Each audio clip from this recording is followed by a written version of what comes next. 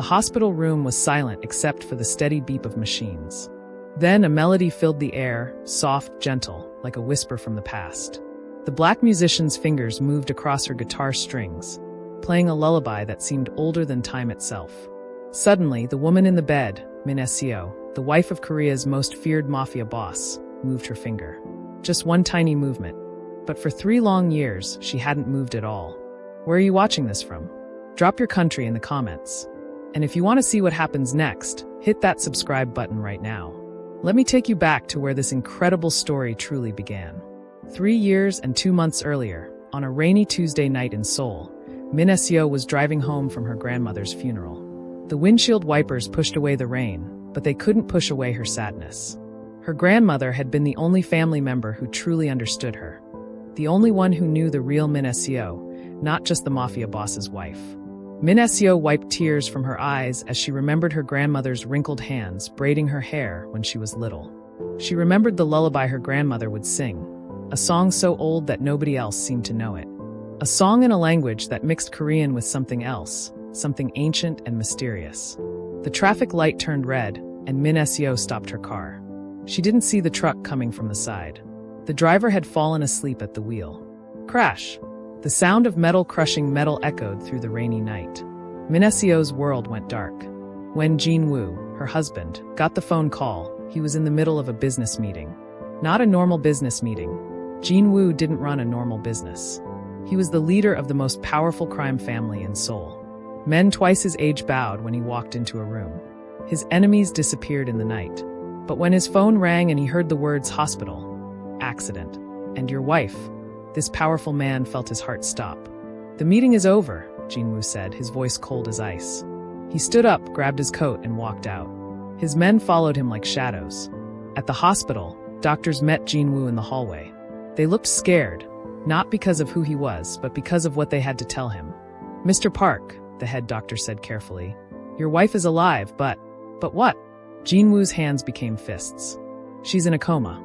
Her body is working, but her mind, it's somewhere else. We don't know if she'll ever wake up. Jin-woo pushed past the doctors and ran into Min-seo's room. There she was, lying so still in the white hospital bed. Tubes and wires connected her to machines. Her beautiful face looked peaceful, like she was just sleeping. But Jin-woo knew better. He sat down beside her bed and took her hand. It was warm, but it didn't squeeze back. Min-seo, he whispered. I'm here. Come back to me. But she didn't move. She didn't open her eyes. She just kept breathing slowly, steadily, like a person who was there but also not there at all. Days turned into weeks. Weeks turned into months. Jin-woo brought in the best doctors from around the world. They came from America, Switzerland, and Japan. They all said the same thing. Wait. Hope. Pray. But Jin-woo wasn't a man who waited. He was a man who made things happen. Find me someone who can help her, he told his men. I don't care what it costs. I don't care where they are. Find them. His men searched everywhere. They contacted famous brain doctors, spiritual healers, meditation experts, and even people who claimed they could talk to coma patients through dreams. Nothing worked. Every single day, Jin-woo visited Min-seo. He would sit beside her bed and talk to her about his day, about the weather, about anything and everything. He told her about the birds that landed on the hospital window. He told her about the flowers he brought her. Pink roses, her favorite. He told her about how much he missed her laugh, her smile, the way she would scold him when he worked too late. Sometimes, late at night when no one else was there, Jin-woo would cry.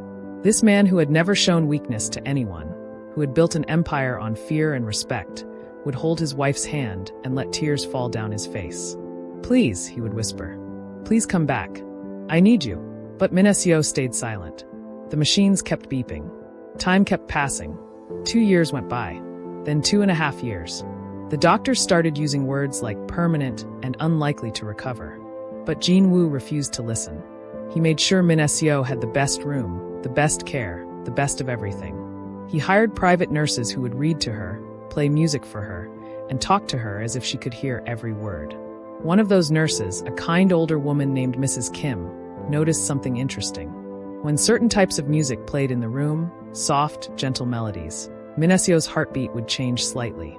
It was such a small change that the machines barely registered it. But Mrs. Kim noticed.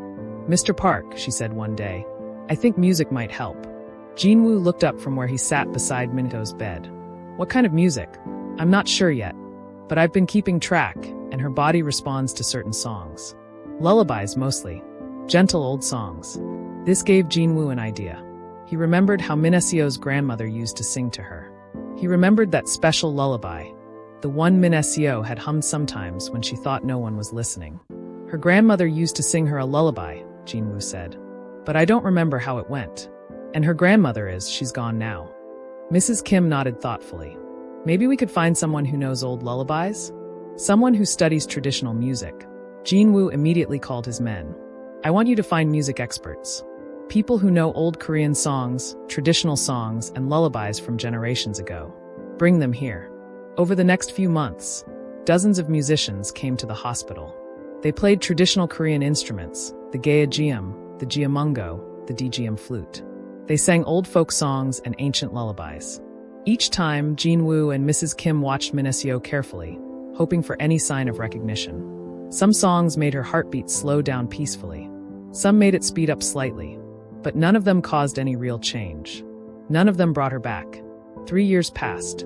3 full years of waiting, hoping, and watching the woman Jin-woo loved more than life itself lie still in that hospital bed. Then, on a cold winter morning, something unexpected happened. A young woman walked into the hospital lobby carrying a guitar case. Her name was Maya, and she was from America. She had dark skin, kind eyes, and hands that looked like they were born to make music. Maya was in Seoul for a music festival where she was supposed to play jazz fusion, a mix of different music styles from around the world. But Maya had arrived a few days early, and she had a habit that some people thought was strange. Whenever she visited a new city, she would go to local hospitals and play music for patients. She called it healing music, though she didn't mean it in a magical way. She just believed that music could make people feel better, even if just for a little while. "Excuse me," Maya said to the nurse at the front desk in her broken Korean. "I'm a musician. Would it be okay if I played some music for patients? Free, of course. Just to bring some joy." The nurse looked surprised. This didn't happen often. But there was something genuine in the young woman's smile, something that made her trust her. "Let me check with the director," she said. An hour later, Maya had permission to go floor by floor, room by room, playing gentle songs for anyone who wanted to listen. She started on the first floor, playing soft blues and jazz for elderly patients. They smiled and clapped, and some even cried happy tears. By the afternoon, Maya had reached the 3rd floor, the special care unit where Min-seo had been for 3 years. Mrs. Kim heard the guitar music drifting down the hallway. She stepped out of Min-seo's room and saw Maya playing for a patient a few doors down. "Young lady," Mrs. Kim called out when she finished her song. "Would you play something for my patient? She's been in a coma for 3 years. Music is one of the few things that seems to reach her, even a little bit." Maya's face grew serious and kind at the same time. "Of course. I'd be honored." She followed Mrs. Kim into Min-seo's room. The late afternoon sun came through the window, making everything glow with golden light. Maya looked at the woman in the bed, so young, so peaceful, so still, and her heart felt heavy. "What kind of music does she like?" Maya asked. "Lullabies," Mrs. Kim said. "Old ones." Her husband said her grandmother used to sing her a special lullaby, but we've never been able to find it. Maya nodded. She sat down in the chair beside Min-seo's bed, pulled out her guitar, and thought for a moment. "I learned a lot of old songs from my grandmother too," Maya said softly. "She was from Louisiana, but her grandmother, my great-great-grandmother, came from somewhere else. Maybe Africa, maybe the Caribbean. We're not really sure. But she taught my grandmother songs that were so old, nobody knew where they came from originally." She started to play. The melody was gentle and slow, like water flowing over smooth stones. Then she began to hum along with the music. Mrs. Kim watched Min-seo's face. Nothing changed. Maya played another song. This one was a blues lullaby her grandmother used to sing. Still nothing. "I have one more," Maya said. "It's kind of strange. My grandmother called it the traveling song. She said it was a lullaby that somehow traveled all around the world, changing a little bit in each place, but staying mostly the same. She said it was sung by grandmothers everywhere, in different languages, but always with the same heart." Maya closed her eyes and started to play. This melody was different from the others. It had a pattern that rose and fell like waves. It had notes that seemed to come from somewhere deep and ancient. And then she sang the words in a language she barely understood herself, words her grandmother had taught her phonetically. Nanny, nanny, little one. Stars above and dreams to come. Close your eyes, the day is done. Nanny, nanny, little one. The moment the words left Maya's mouth, something incredible happened. Mrs. Kim gasped. Her fingers. They're moving. It was true. Min-seo's right hand, the hand that had been still for 3 solid years, was moving. Just slightly, just barely, but it was moving. Maya stopped playing, startled. No, don't stop, Mrs. Kim said urgently. Keep playing that song. Maya started again, her heart pounding. She played the melody through, sang the words, and watched in amazement as Min-seo's fingers moved more definitely now. Her eyelids fluttered. Her lips parted slightly. Mrs. Kim ran to the door. Get Dr. Lee. Get Mr. Park. Now! Maya kept playing, her hands shaking slightly. She'd played for hundreds of patients before, but she'd never seen anything like this. The woman in the bed was responding to the music, really responding, like she was trying to wake up. The melody continued, filling the room with its ancient, mysterious beauty. Maya didn't know that this lullaby, this simple song her grandmother had taught her, was nearly identical to the one Min-seo's grandmother used to sing. She didn't know that the song had traveled from Korea to the Philippines to Hawaii to California to Louisiana over hundreds of years, changing slightly but keeping its essential soul. She just knew that something magical was happening. Doctors rushed into the room. Jin-woo burst through the door moments later, his face a mixture of hope and fear. What's happening? Jin-woo demanded. This young woman, Mrs. Kim said, her voice shaking with excitement. She's playing a song, and she's responding. Jin-woo looked at Min-seo. Her fingers were definitely moving now. Her eyelids were fluttering faster. It looked like she was fighting to wake up from a very long, very deep sleep. Don't stop playing, Jin-woo said to Maya, his voice rough with emotion. Please. Whatever you're doing, don't stop. Maya nodded and played the lullaby again. And again. And again. With each repetition, Min-seo seemed to come closer to the surface of consciousness. Her breathing changed. Her face showed expression for the first time in 3 years. A tear rolled down her cheek. The sun was setting now, painting the hospital room in shades of orange and gold. Maya played the lullaby one more time, pouring everything she had into the music. And then, in a moment that everyone in that room would remember for the rest of their lives, Min-seo's eyes began to slowly open. Min-seo's eyes opened slowly, like someone who had been sleeping for 100 years in a fairy tale. At first, she could only see blurry shapes and bright lights. Everything looked fuzzy, like looking through water. Her throat felt dry, like sandpaper. Her body felt heavy, as if it belonged to someone else. Min-seo? Jin-woo's voice broke through the fog in her mind. Min-seo, can you hear me? She tried to speak, but only a small sound came out. Her lips moved, but the words wouldn't come. 3 years of silence had made her forget how to talk. Maya had stopped playing, but her hands still held the guitar. She watched in wonder as the woman in the bed struggled to wake up from her long sleep. Tears rolled down Maya's cheeks. She had never seen anything like this before. Dr. Lee rushed to Min-seo's side, checking her vital signs. This is incredible, he whispered. Her brain activity is increasing rapidly. She's really waking up. Jin-woo grabbed Min-seo's hand and held it tight. For 3 years, he had dreamed of this moment. For 3 years, he had imagined what he would say when she finally opened her eyes. But now that it was happening, he couldn't find any words at all. He just held her hand and cried. Min-seo's eyes slowly focused. She saw the ceiling first, white tiles with small dots. Then she saw the machines around her, beeping and humming. Then she saw faces, so many faces looking down at her. Doctors, nurses, Mrs. Kim. And Jin-woo. Her Jin-woo, but somehow different. He looked older. Tired. His face had new lines that hadn't been there before. Where? Min-seo tried to speak. Her voice was just a whisper, rough and broken. Don't try to talk yet, Dr. Lee said gently. Your body needs time to adjust.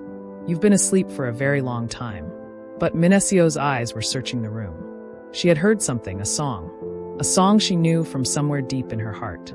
A song her grandmother used to sing. Her eyes found Maya, still sitting in the chair with the guitar. Min-seo stared at her, confused. Who was this woman? Why did she look so familiar, even though Min-seo had never seen her before? The music, Mrs. Kim said excitedly. It was the music that brought you back. This young woman played a lullaby, and you responded to it. Maya stood up slowly, not sure what to do. She felt like she had walked into the middle of something very important and very private. I should go, Maya said quietly. I'm just happy I could help. No. The word burst from Min-seo's lips, stronger this time. Everyone looked at her in surprise. Min-seo lifted her hand. It took so much effort, like lifting a heavy rock, and pointed at Maya. Stay, please. Jin-woo looked at Maya for the first time since bursting into the room. He really looked at her. This stranger who had done what all his money and power couldn't do. This woman who had brought his wife back to him. What's your name? Jin-woo asked. Maya, she answered. Maya Johnson. I'm from New Orleans. Maya, Jin-woo repeated. He stood up and walked toward her. Maya took a small step back, suddenly aware that this man was dangerous. She had heard the nurses whispering about him in the hallways, about who he really was, what he really did. But Jin-woo didn't do anything scary. Instead, he bowed deeply, the way Korean people do when showing great respect. Thank you, Jin-woo said, his voice thick with emotion. Thank you for giving me back my wife. Maya didn't know what to say. She just nodded. The song, Min-seo whispered from the bed. Everyone turned back to her. Grandmother's song. How? How do you know it? Maya walked closer to the bed, still holding her guitar. My grandmother taught it to me when I was little. She said it was passed down through our family for generations. She called it the traveling song because somehow it traveled around the world. Min-seo's eyes filled with tears. My grandmother, she sang it every night. She said her grandmother taught her. Said it came from far away, from the sea. Dr. Lee interrupted gently. Mrs. Park, I need to examine you now. Your body has been still for 3 years. We need to run tests, check everything. Min-seo nodded weakly, but her eyes stayed on Maya. Don't leave, she whispered again. Jin-woo turned to Maya. Please stay. Whatever you need, a hotel room, money, anything. I'll provide it. Just please stay until my wife is stronger. Maya thought about the music festival. She was supposed to perform tomorrow night. But looking at Min-seo's pleading eyes, she couldn't say no. I'll stay, Maya agreed. Over the next few hours, the hospital room became very busy. Doctors came and went, running tests and checking Min-seo's condition. Physical therapists came to gently move her arms and legs, which had become weak from not being used for so long. Speech therapists came to help her remember how to talk properly. Maya sat in the corner of the room, watching everything. She felt strange being there, like an outsider who had accidentally walked into someone else's family reunion. But every time she tried to leave, Min-seo would look at her with worried eyes, and Maya would sit back down. Jin-woo made phone calls, barking orders to people on the other end. He canceled all his meetings for the next month. He told his men to bring clothes and food to the hospital. He arranged for a private room to be set up next door where Maya could rest. You'll stay in the room next to my wife's, Jin-woo told Maya. Whatever you need, just ask. I don't need anything fancy, Maya said. Really, I'm okay with. You brought my wife back from the dead, Jin-woo interrupted, his voice firm. In my world, that means I owe you a debt I can never fully repay. Please, let me at least make you comfortable. Maya nodded, understanding that this wasn't just about being nice. In his world, the world of honor and debts and loyalty, what she had done meant something very serious. By evening, Min-seo was exhausted from all the tests and examinations. Her voice was getting a little stronger, but she could only speak in short sentences before getting tired. Dr. Lee gave her medicine to help her sleep naturally. Not the coma sleep, but real, peaceful sleep. She's doing remarkably well, Dr. Lee told Jin-woo outside the room. Better than I've ever seen in a case like this. Usually, coma patients take weeks or months to wake up fully. But Mrs. Park, it's like that song opened a door in her mind. Jin-woo glanced at Maya, who was still in the room, sitting quietly in the corner. The song, he said. Can you explain it? How is it possible that she knew the same lullaby? Dr. Lee shook his head. I'm a doctor, not a music historian. But I've read about things like this, songs that somehow survived for hundreds of years, passed down through families, crossing oceans and continents. Some researchers call them memory songs. Songs that carry something deeper than just music. Inside the room, Mrs. Kim was helping Min-seo get comfortable for the night. Do you need anything else, dear? She asked softly. Min-seo looked at Maya. Will you play again? Before I sleep? Maya smiled and picked up her guitar. Of course. She played the lullaby again, softly, gently. Min-seo's eyes closed, and for the first time in 3 years, she fell asleep naturally, peacefully, with a small smile on her face. Jin-woo showed Maya to the room next door. It was nicer than any hotel room Maya had ever seen. Probably nicer than most people's entire apartments. There was a large, comfortable bed, a private bathroom, a small living area, and even a view of the Seoul city lights. If you need anything, food, clothes, anything at all, just pick up the phone and call the nurse's station. They have instructions to give you whatever you want, Jin-woo said. Thank you, Maya said. But I have to ask, who are you? I mean, I've heard the nurses talking, and… Jin-woo held up his hand. I'm a businessman. That's all you need to know. But I'm also a husband who loves his wife more than anything in the world. You gave her back to me. That's all that matters right now. Maya nodded. She wasn't stupid. She knew he was involved in something dangerous, something illegal. But she also saw the love in his eyes when he looked at his wife. That was real. That was true. Get some rest, Jin-woo said. Tomorrow will be another long day. After he left, Maya sat on the bed and pulled out her phone. She had missed calls and messages from the music festival organizers, from her friends, from her manager. She called her manager first. Maya, where have you been? You're supposed to rehearse tomorrow morning, her manager said. Something came up, Maya explained. Something important. I need to cancel my performance. Cancel? Maya, this is a huge opportunity. Do you know how many people are going to be at this festival? I know, Maya said quietly. But I need to be here. I can't explain it, but this is where I'm supposed to be right now. Her manager sighed. You're going to regret this. But Maya didn't think she would. As she lay down to sleep that night in the luxurious hospital room, she thought about the look on Min-seo's face when she woke up. She thought about the mysterious lullaby that had somehow connected two women from opposite sides of the world. She thought about how music, real music, wasn't just about performances and festivals. It was about touching souls, healing hearts, and bringing people back from the darkness. In the room next door, Jin-woo sat beside Min-seo's bed, watching her sleep. He hadn't left her side since she woke up. He was afraid that if he looked away, even for a moment, she might disappear again. His phone buzzed with messages from his men. Business was piling up. Decisions needed to be made. But for the first time in his life, Jin-woo didn't care about business. He had spent 3 years building his empire even bigger, throwing himself into work to avoid thinking about his sleeping wife. But now she was awake, and nothing else mattered. He thought about the woman in the next room, Maya. How strange that a complete stranger, someone from the other side of the world, would be the one to save Min-seo. He thought about the song, about Min-seo's grandmother and Maya's grandmother, and how somehow their stories had connected across time and distance. Min-seo stirred in her sleep and made a small sound. Jin-woo immediately leaned closer. I'm here, he whispered. I'm right here. She settled back into peaceful sleep, and Jin-woo allowed himself to smile, really smile, for the first time in 3 years. The next morning, Min-seo woke up naturally as sunlight filled her room. For a moment, she was confused. Where was she? Why did everything feel so strange? Then the memories came flooding back, the accident, the darkness, the long empty silence, and then the song. That beautiful, familiar song pulled her back to the world. She turned her head, it was easier to move today, and saw Jin-woo asleep in the chair beside her bed. He looked so uncomfortable, his tall body folded into the small chair. But even in sleep, his hand held hers. Min-seo felt tears coming to her eyes. How long had she been asleep? How long had he been waiting? Just then, Maya opened the door quietly, carrying her guitar. She stopped when she saw Min-seo was awake. Good morning, Maya whispered, not wanting to wake Jin-woo. How are you feeling?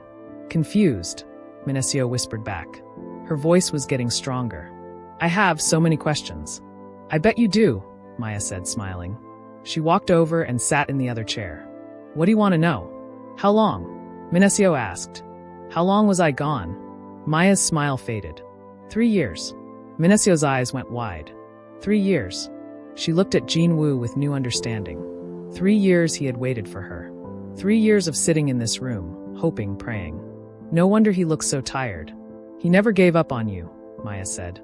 Mrs. Kim told me he came every single day. A tear rolled down Min-seo's cheek. The song, she said. Tell me about the song. Please.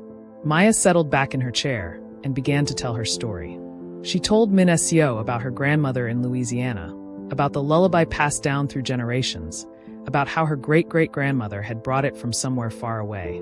She told her about how she played music in hospitals, trying to bring comfort to sick people. When I played it yesterday, Maya said, something just happened. It was like the song knew you, like it was calling you home. Min-seo listened, fascinated. My grandmother used to tell me that this song was special.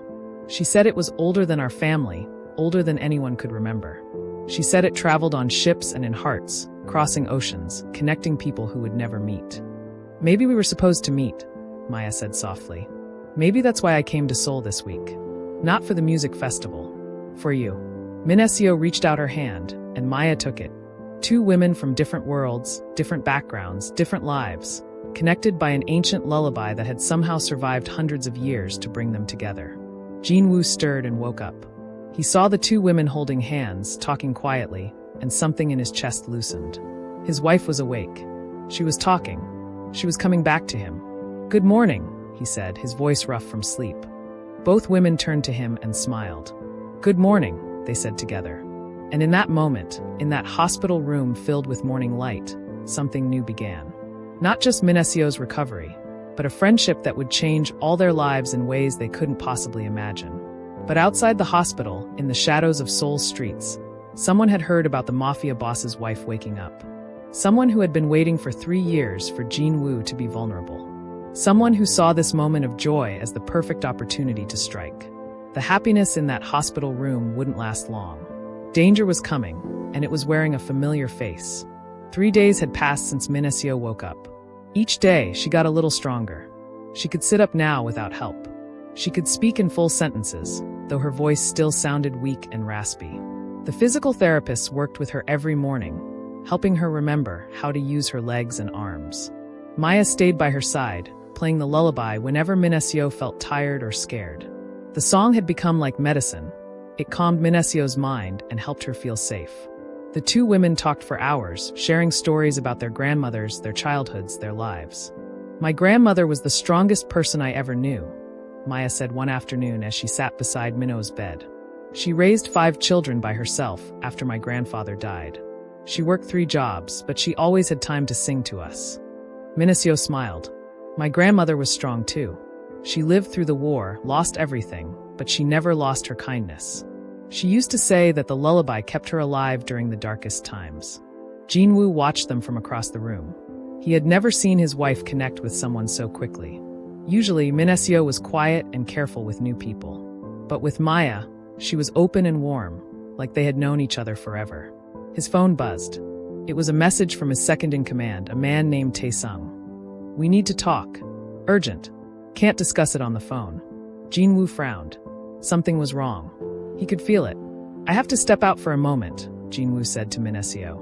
"Will you be okay?" Min-seo nodded. "Maya is here. I'll be fine." Jin-woo kissed her forehead gently, then walked out into the hallway. Tae-sung was waiting for him near the elevator, looking nervous. Tae-sung was a big man, tall and muscular, with a scar across his left eyebrow. He had been with Jin-woo for 15 years and had never looked scared. Until now. "What is it?" Jin-woo asked quietly. "It's Dong-hyun," Tae-sung whispered. "He's back in Seoul." Jin-woo felt his blood turn cold. Dong-hyun. That name was like poison on his tongue. Dong-hyun had been Jin-woo's closest friend once, almost like a brother. They had grown up together in the organization, fought together, built the empire together. But 3 years ago, right around the time of Min-seo's accident, Dong-hyun had betrayed Jin-woo. He had tried to take over the organization, tried to kill Jin-woo and taken everything he had built. Jin-woo had discovered the betrayal just in time. There had been a fight, a terrible bloody fight. Dong-hyun had escaped, fleeing to China. Jin-woo's men had looked for him everywhere, but he had disappeared like smoke. "Are you sure it's him?" Jin-woo asked. "Positive," Tae-sung said. "He was seen yesterday in Gangnam. And boss, he's asking questions about Min-seo. About her waking up. About the American musician who brought her back." Jin-woo's hands became fists. "He knows she's awake?" "Everyone knows," Tae-sung said. "It's all over the streets. The wife of the great Park Jin-woo, asleep for 3 years, wakes up when a stranger plays a song. People are calling it a miracle." Jin-woo cursed under his breath. He had been so happy about Min-seo waking up that he hadn't thought about security. He hadn't thought about his enemies. He had let his guard down. "Double the security," Jin-woo ordered. "I want men at every entrance to this hospital. I want cameras everywhere. And I want someone watching Min-seo's room every second of every day." "Already done," Taesung said. "But boss, there's more." Dong-hyun didn't come back alone. He brought friends. Russian friends. The Volkov family. Jin-woo's face went pale. The Volkov family was one of the most dangerous crime organizations in the world. If Dong-hyun had made a deal with them, it meant war was coming. "Why now?" Jin-woo wondered aloud. "Why come back now after 3 years?" "Maybe he heard you were distracted," Taesung suggested. "Maybe he thinks you're weak right now, focused on your wife instead of business. Maybe he sees this as his chance." Jin-woo thought about Min-seo, finally awake, finally coming back to him. And now this. Now danger was coming for her again. "He won't touch her," Jin-woo said, his voice like ice. "He won't get anywhere near her." Back in the hospital room, Min-seo was laughing at one of Maya's stories. Maya was telling her about the time she accidentally played at the wrong wedding and didn't realize it until she was halfway through her set. "The bride was so confused," Maya said, giggling. "She kept looking at me like, 'Who is this woman?' But everyone was too polite to say anything, so I just kept playing." Min-seo laughed so hard that her stomach hurt. It felt good to laugh. It felt good to be alive. But then she noticed something. Through the window in her door, she could see men in black suits walking up and down the hallway. More than usual. They looked tense, alert, like they were expecting trouble. "Maya," Min-seo said quietly. "Something's wrong." Maya looked toward the door and saw what Min-seo was seeing. "Maybe your husband is just being extra careful?" But Min-seo knew better. She had been married to Jin-woo for 7 years before the accident. She knew his world. She knew his business. And she knew what it looked like when danger was coming. The door opened and Jin-woo walked back in. His face was calm, but Min-seo could see the worry in his eyes. She could always read him, even when he tried to hide his feelings. "What's happening?" Min-seo asked. "Nothing for you to worry about," Jin-woo said, but his voice didn't sound convincing. "Don't lie to me," Min-seo said firmly. Her voice was getting stronger every day. "I just woke up from 3 years of darkness. I don't want lies. I want the truth." Jin-woo looked at Maya, then back at Min-seo. He sat down on the edge of her bed and took her hand. "Do you remember Dong-hyun?" he asked quietly. Min-seo's face changed. "Your friend. The one who betrayed you. He's back in Seoul," Jin-woo said. "And he knows you're awake." Min-seo felt fear creep into her heart. She remembered Dong-hyun, his fake smiles, his cold eyes. She had never trusted him, even when Jin-woo said he was like a brother. She had been right not to trust him. "What does he want?" Min-seo asked. "Probably the same thing he wanted 3 years ago," Jin-woo said. "Power. Control. Revenge." Maya felt very uncomfortable. She was hearing things she probably shouldn't hear. She stood up. "I should give you two some privacy." "No," Min-seo said quickly, grabbing Maya's hand. "Stay. Please. You're part of this now too." "Part of what?" Maya asked, confused. Jin-woo looked at Maya seriously. "Dong-hyun is asking questions about you. About the American musician who brought Min-seo back. You might be in danger too." Maya's eyes went wide. "Me? Why? I'm nobody. I'm just a musician who happened to play a song." "You're the person who woke up my wife," Jin-woo said. "In Dong-hyun's mind, that makes you important. Important people can be used as weapons or shields." Maya sat back down, her legs feeling weak. This wasn't what she had signed up for. She just wanted to play music and help people. Now she was caught in the middle of some kind of gangster war? "I should leave," Maya said. "I should go back to America. Then I won't be a problem anymore." "It's too late for that," Jin-woo said. "If you try to leave now, Dong-hyun will know. He'll follow you. You'll be alone and unprotected. Here, at least I can keep you safe." Min-seo squeezed Maya's hand. "I'm sorry. I'm so sorry you got pulled into this." "It's not your fault," Maya said, but her voice was shaking. She was scared. Really scared. That night, Jin-woo didn't sleep at all. He sat in a chair between the two rooms, Min-seo's and Maya's, like a guard dog. His men were stationed all over the hospital. The security cameras were recording everything. But Jin-woo still didn't feel safe. Around 2 a.m., his phone rang. It was a number he didn't recognize. "Hello," Jin-woo answered. "Jin-woo," a familiar voice said. "Long time no talk, brother." It was Dong-hyun. Jin-woo's grip on the phone tightened. "You're not my brother. A brother doesn't betray his family." Dong-hyun laughed, a cold, mean laugh. "Family? You call that a family? You were always the king, and the rest of us were just servants." "What do you want?" Jin-woo asked. "I heard your wife woke up," Dong-hyun said. "That's wonderful news. I always liked Min-seo. She was too good for you, you know. Too kind, too gentle for your world. Stay away from her," Jin-woo warned. "Oh, I'm not interested in her," Dong-hyun said. "Well, not directly, but I am very interested in American women. Maya, right? The musician who performed the miracle." Jin-woo felt his heart start racing. "Touch her and I'll—" "You'll what?" Dong-hyun interrupted. "You're spread too thin, Jin-woo. You can't protect everyone.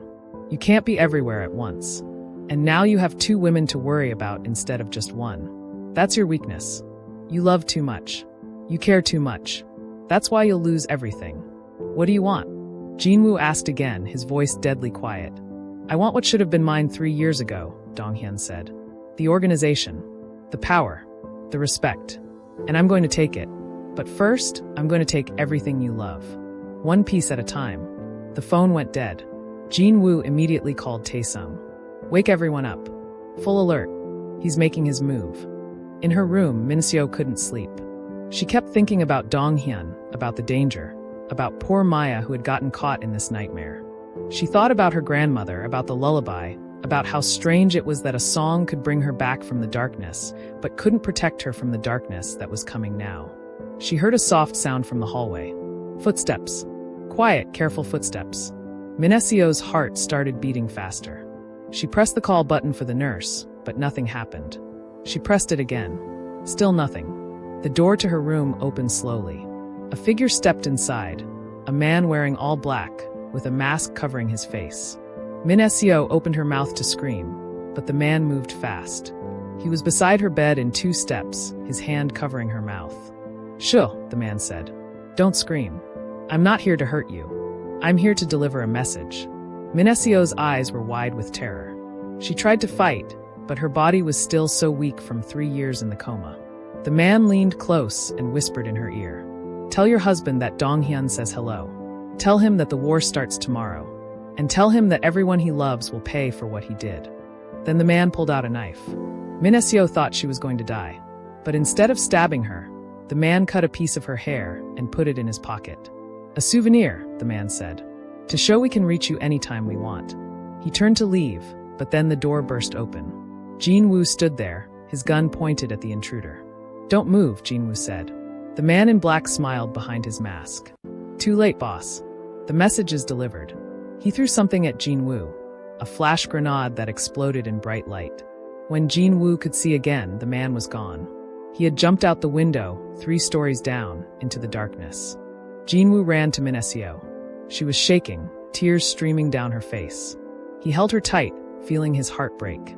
He had promised to protect her. He had failed. "I'm okay," Min-seo whispered.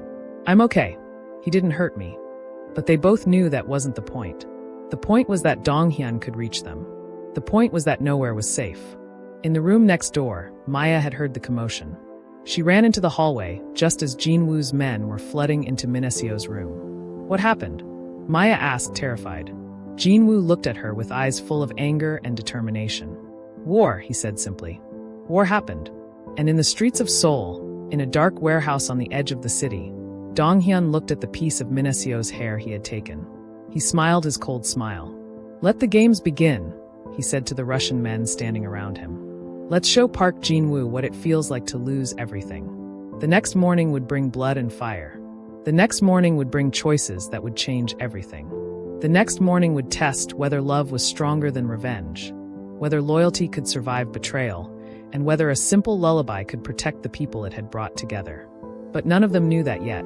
For now, in that hospital room, Jin-woo held Min-seo close while Maya stood in the doorway, wondering how a simple act of kindness had pulled her into a nightmare she couldn't escape. The sun rose over Seoul, painting the sky in shades of orange and pink. But inside the hospital, nobody noticed how beautiful the morning was. Everyone was preparing for war. Jin-woo stood in the hospital conference room with his top men. There were 20 of them, the most loyal, the most skilled, the most trusted. They had been with him through everything. Now they would stand with him one last time.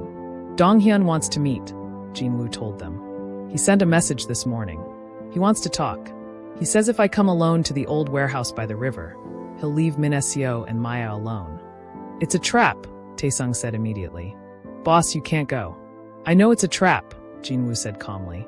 But I'm going anyway. Then we're coming with you, another man said. The others nodded in agreement. Jin-woo looked at his men, these warriors who had fought beside him for years. No. If I bring you, he'll know I don't trust him. He'll use that as an excuse to hurt the women. I have to go alone. But I need you here, protecting them. If something happens to me, get Min-seo and Maya out of Korea. Take them somewhere safe. The men didn't like it, but they understood. In their world, sometimes one man had to walk into darkness so others could stay in the light. In Min-seo's room, she sat up in bed while Mrs. Kim helped her with physical therapy exercises. Min-seo's legs were getting stronger every day. She could stand now, could take a few steps with help. But she was still too weak to run, too weak to fight, too weak to protect herself. Maya sat in the corner, her guitar in her lap, but she wasn't playing. She was too scared to make music. Everything felt wrong. The air felt heavy with danger. Play something, Min-seo said softly. Please, Maya. The silence is worse than the fear. Maya looked up. Min-seo's eyes were sad but brave. Even after everything, after being in a coma for 3 years, after waking up to find herself in danger again, she was still strong. Maya started to play. Not the lullaby this time, but a different song. A song about hope and courage. A song her grandmother had taught her about surviving hard times. When the night is darkest, that's when stars shine bright. When the road is hardest, that's when we hold on tight. We are stronger than we know. We are braver than we show. When the night is darkest, we become the light. Min-seo listened with tears in her eyes. Your grandmother was very wise. So was yours, Maya said. They both knew that music isn't just sound. It's strength. It's a memory. It's love passed down through generations. The door opened and Jin-woo walked in. He was dressed in a simple black suit. He looked calm, but both women could see the goodbye in his eyes. You're going to meet him, Min-seo said. It wasn't a question. Jin-woo nodded. I have to end this. One way or another. Min-seo tried to stand up, but her legs were still too weak. Mrs. Kim helped her. Don't go, Min-seo begged. Please. We can run away. We can leave Korea. We can start over somewhere else. Jin-woo walked to her and cupped her face in his hands. I spent 3 years waiting for you to wake up. 3 years hoping for a miracle. And a miracle happened. You came back to me. Now I have to make sure you stay safe. I have to make sure you can live without looking over your shoulder every day. I don't care about being safe if you're not with me, Min-seo cried. Jin-woo kissed her forehead, her cheeks, her lips. I love you, he whispered. I have loved you since the moment I met you. You are the only good thing in my dark world. Whatever happens today, remember that. He turned to Maya. Thank you for bringing her back. Thank you for giving me these few days with her. If I don't return, Taesung will protect you both. He'll get you back to America safely. Maya stood up, her hands shaking.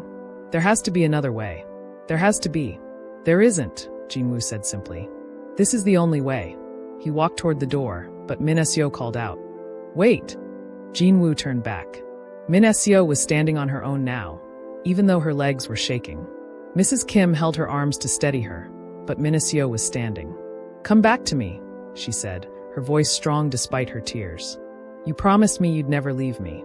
So come back. Jin-woo smiled, a real smile full of love and sadness. I promise I'll try. Then he was gone. The warehouse by the river was old and abandoned. The windows were broken. The walls were covered in rust and graffiti. It was the perfect place for a final meeting between two men who used to be brothers. Jin-woo walked inside alone. His footsteps echoed in the empty space. He could see figures in the shadows, Donghyun's men, watching, waiting. In the center of the warehouse, Donghyun stood under a shaft of sunlight coming through a hole in the roof. He looked different than Jin-woo remembered. Harder, colder. 3 years in exile had changed him. You came, Donghyun said. I wasn't sure you would. You threatened my wife, Jin-woo replied. Of course I came. Donghyun smiled. Always the hero, aren't you? Always protecting the weak. Always playing the noble leader. It made me sick, even back when we were friends. We were never friends, Jin-woo said quietly. Friends don't pretend. Friends don't lie. You were always jealous. You always wanted what I had. Because you didn't deserve it. Dong-hyun shouted, his calm mask breaking. I worked just as hard as you. I fought just as hard. But everyone loved you. Everyone followed you. Why? Because your father was the boss before you? Because you were born into power? No, Jin-woo said. Because I cared about our people. Because I protected them. Because I didn't treat them like tools to be used and thrown away. Dong-hyun laughed bitterly. Is that what you tell yourself? You think you're better than me? You think your hands are clean? We're the same, Jin-woo. We're both monsters. The only difference is you pretend to be a man. Maybe you're right, Jin-woo said. Maybe we're both monsters. But at least I'm a monster who knows how to love. Dong-hyun's face twisted with anger. Love? Your precious love makes you weak. Look at you. You walked into this trap for love. You're about to die for love. Better to die for love than to live with hate, Jin-woo said. Dong-hyun pulled out a gun. His men stepped out of the shadows, surrounding Jin-woo. There were at least 30 of them. Any last words? Dong-hyun asked. Jin-woo stood tall, unafraid. Yes. One question. 3 years ago, when Min-seo had her accident, did you have something to do with it? Dong-hyun's smile was the answer. Jin-woo felt rage flood through him like fire. You tried to kill her. I tried to make you weak, Dong-hyun corrected. And it worked. You spent 3 years distracted, grieving, weak. I just didn't expect her to actually survive. And I definitely didn't expect some random American woman to wake her up with a song. Jin-woo's hands became fists. You're going to pay for what you did. Really? Dong-hyun raised his gun. From where I'm standing, you're the one who's going to pay. But before Dong-hyun could pull the trigger, something unexpected happened. Back at the hospital, Min-seo suddenly collapsed. Mrs. Kim caught her before she hit the floor. Get Dr. Lee. Mrs. Kim shouted. Maya ran to Min-seo's side. What's wrong? What's happening? Min-seo was breathing hard, her face pale. Jin-woo, she gasped. Something's wrong. I can feel it. He's in trouble. You need to rest, Mrs. Kim said, trying to lay her back on the bed. But Min-seo pushed her away with surprising strength. No, we have to help him. Maya, we have to do something. Maya felt helpless. What can we do? We're just... The song, Min-seo interrupted. Your grandmother said the lullaby was special. My grandmother said it had power. Maybe it can help him too. That's crazy, Maya said. How could a song help someone who's miles away? But even as she said it, Maya remembered all the strange things that had happened. She remembered how the lullaby had pulled Min-seo back from a 3-year coma. She remembered how the song had traveled across oceans and centuries. She remembered her grandmother saying, some songs don't just make a sound. They make miracles. Okay, Maya said. I don't know if this will work, but let's try. She picked up her guitar. Min-seo sat up in bed, holding Maya's hand. Together, they started to sing the lullaby, louder than before, stronger than before, pouring all their hope and love and prayer into the ancient melody. Nanny, nanny, little one. Stars above and dreams to come. Close your eyes, the day is done. Nanny, nanny, little one. In the warehouse, Dong-hyun's finger was on the trigger. Jin-woo closed his eyes, thinking of Min-seo's face, thinking of her smile, ready to die. But then he heard something. Faint at first, like a whisper in the wind. A song. The lullaby. Min-seo's grandmother's lullaby. It grew louder, filling the warehouse, impossible but real. Dong-hyun heard it too. His eyes went wide with confusion. What is that? The Russian men looked around nervously. The song seemed to come from everywhere and nowhere at once. And then, something even stranger happened. The old warehouse doors burst open. Jin-woo's men poured in. Not just the 20 from the hospital, but hundreds of them. Men from every part of his organization, men who had heard their boss was in danger.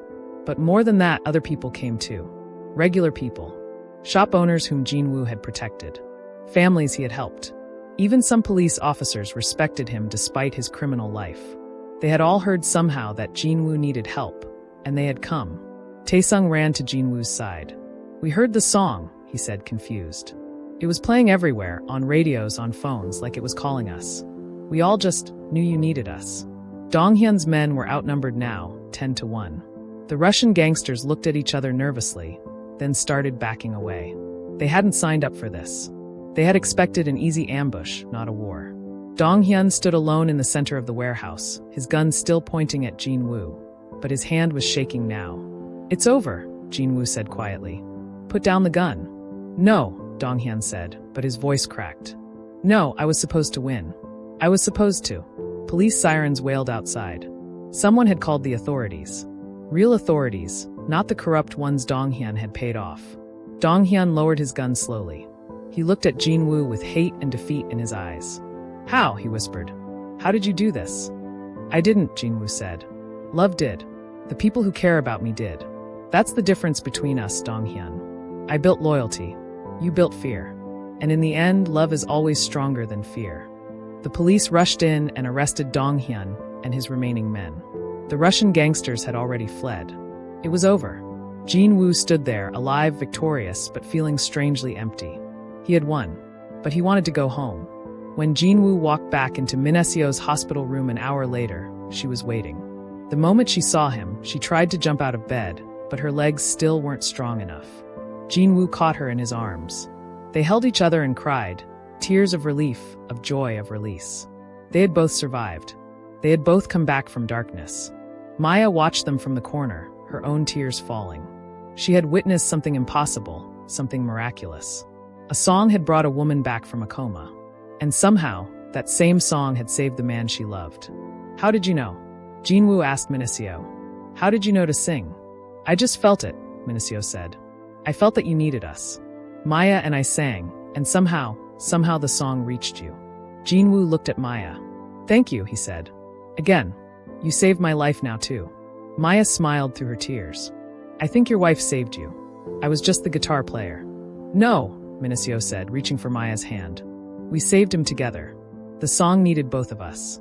My grandmother's words, your grandmother's music. Two women from opposite sides of the world, connected by a lullaby that's older than either of us can imagine. 2 months later, Min-seo could walk without help. She was getting stronger every day. Jin-woo had retired from his criminal life. He had made a deal with the police. In exchange for information about other crime families, including the Russians, he and Min-seo would be left in peace. They moved to a small house by the ocean, far from Seoul, far from danger. It was quiet there, peaceful. They could hear the waves at night. Maya came to visit before returning to America. The three of them sat on the beach, watching the sunset. Will you be okay? Maya asked. Starting over, I mean? Jin-woo and Min-seo looked at each other and smiled. We'll be fine, Min-seo said. We have each other. That's all we need. What about you? Jin-woo asked Maya. Back to music festivals? Maya laughed. Actually, I'm thinking about doing something different. Maybe teaching music therapy. Using songs to help people heal. After everything that happened here, I know now that music can do more than just entertain. It can save lives. It saved mine, Min-seo said softly. Twice. As the sun set over the ocean, Maya pulled out her guitar one last time. The three of them sang the lullaby together. The song that had traveled across centuries and oceans. The song that had brought them together. The song that had saved them all. Nanny, nanny, little one. Stars above and dreams to come. Close your eyes, the day is done. Nanny, nanny, little one. And somewhere, in heaven or memory or whatever place grandmothers go when they die, 2 old women smiled. One from Korea and one from Louisiana, connected across time and space, knowing that their song had done exactly what it was meant to do. It had healed. It was protected. It has proven that love and music are the most powerful forces in the world. The end. Min-seo lived a long, happy life with Jin-woo by the sea. They adopted 3 children and taught them all the lullaby. Maya became famous for her music therapy work, helping thousands of people around the world. She never forgot the miracle she witnessed in Seoul, and she told the story to everyone who would listen. The lullaby continued to travel, passed from grandmother to grandchild, crossing borders and oceans, healing hearts wherever it went. Because some songs are more than just music. Some songs are magic. Some songs are love made into sound. And those songs never die. They just keep singing forever and ever, in the hearts of everyone who needs them. Thank you for watching. If this story touched your heart, please subscribe to this channel to support our growth. Share it with someone who needs to hear about the power of love and music.